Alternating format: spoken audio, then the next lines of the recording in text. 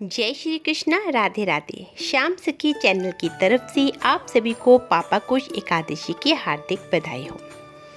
भगवान श्री हरि विष्णु जी का प्रिय दिन होता है एकादशी, और जल्दी ही कार्तिक मास भी शुरू होने वाला है, जो कि श्री हरि विष्णु भगवान जी का प्रिय मास भी है।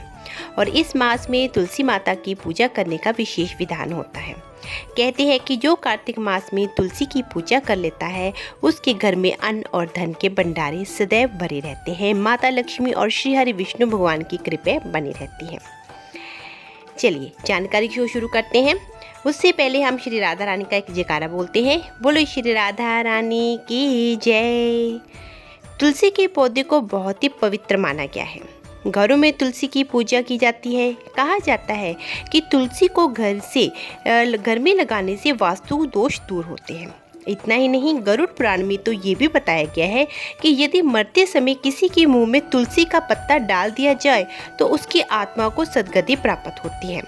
इसके अलावा तुलसी को औषधीय पौधा भी माना जाता है।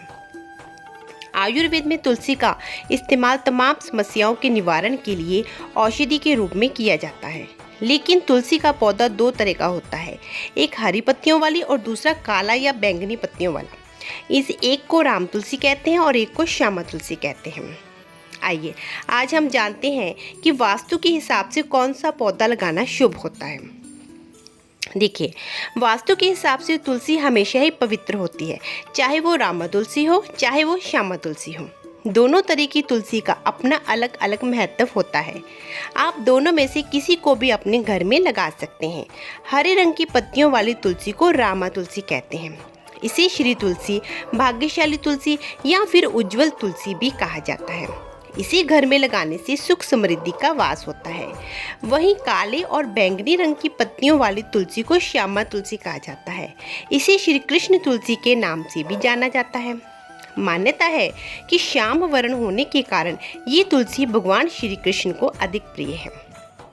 इसलिए आप घर में श्यामा तुलसी या रामा तुलसी कोई भी सी लगा सकते हैं। लेकिन तुलसी के पौधे को लगाने के कुछ नियम भी होते हैं। जैसे हमें तुलसी का पौधा विशेष रूप से अगर हम अपने घर लगाना चाहते हैं तो उसके लिए कार्तिक मास के गुरुवार का दिन शुभ माना जाता है। इसके अलावा आप शुक्ल पक्ष के किसी भी गुरुवार को तुलसी का पौधा लगा सकते हैं।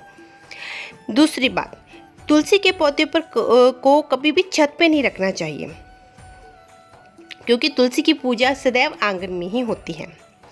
तीसरी बात, तुलसी के पौधे के आसपास कभी भी गंदगी नहीं होनी चाहिए, अर्थात तुलसी के पौधे के आसपास की प्रतिदिन सफाई करनी चाहिए, क्योंकि तुलसी को हम माता के रूप में पूजते हैं। चौथी बात, हमें तुलसी का पौधा ईशान कोण या फिर पश्चिम दिशा में ही लगाना चाहिए। दक्षिण दिशा में कभी भी नहीं लगाना चाहिए। इसके अलावा अगर घर में एक से अधिक तुलसी के पौधे हैं तो उन सभी को एक ही जगह पर लगाना चाहिए। अब कुछ लोगों की ये भी समस्या होती है कि तुलसी का पौधा कभी कभी सूख भी जाता है, तो ऐसे में सूखी हुई जो तुलसी होती है उसको कभी भी डस्टबिन में नहीं फेंकना चाहिए, इसे जल में प्रवाहित करना चाहिए। इसके अलावा आप तुलसी के सूखे पौधे को मिट्टी में भी दबा सकते हैं। ये तो हुई हमारे घर में तुलसी के पौधे को लगाने की। अब बहुत सारे जो कृष्ण भक्त हैं वो गले में भी तुलसी की माला धारण करते हैं। तुलसी की माला को गले में धारण करने का बहुत ही विशेष महत्व है। हम सब ये तो जानते हैं कि किसी भी खाद्य पदार्थ जैसे कोई फल है, मिठाई है, भोजन है, कुछ भी है, यदि हम श्री हरि विष्णु को समर्पित करते हैं तो उसके ऊपर तुलसी दल अवश्य रखते हैं। अगर उसके ऊपर तुलसी दल है तभी श्री विष्णु उसे स्वीकार करते हैं। इसी तरह जब हम स्वयं तुलसी की माला धारण करते हैं तो इसका मतलब है कि हमने अपने आप को प्रभु को समर्पित कर दिया, या ये कह लीजिए कि अब हम शुद्ध हो चुके हैं श्री हरि प्रभु के चरणों में अर्पित होने के लिए। अब हम श्री हरि के हैं। तुलसी माला बताती है कि हमने अपना जीवन श्री हरि को समर्पित कर दिया है। तुलसी माला बताती है कि हम श्री कृष्ण के दास हैं, राम के दास हैं, श्री हरि प्रभु के दास हैं। तो यमदूत दूर से ही भाग जाते हैं कि ये तो श्री हरि का दास है, इसका हिसाब किताब अब हमारे हाथ में नहीं है, इसका जो होगा वो श्री हरि ही देखेंगे।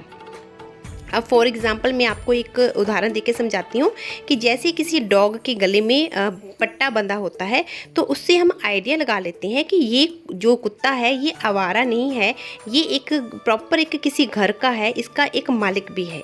ठीक उसी तरह जिस तरह अगर हमने तुलसी माला पहनी है तो दूर से ही ये पहचान हो जाती है कि ये श्री हरि का दास है। इसलिए तुलसी माला हमें अवश्य दान करनी चाहिए। तुलसी माला से रिलेटेड ये वीडियो आपको कैसी लगी हो, इसको कमेंट बॉक्स में अवश्य बताएं। मिलती हूँ आपसे अपनी अगली वीडियो में। तब तक के लिए खुश रहें, स्वस्थ रहें। श्री राधा रानी की कृपा आप पर बनी रहे। राधे राधे।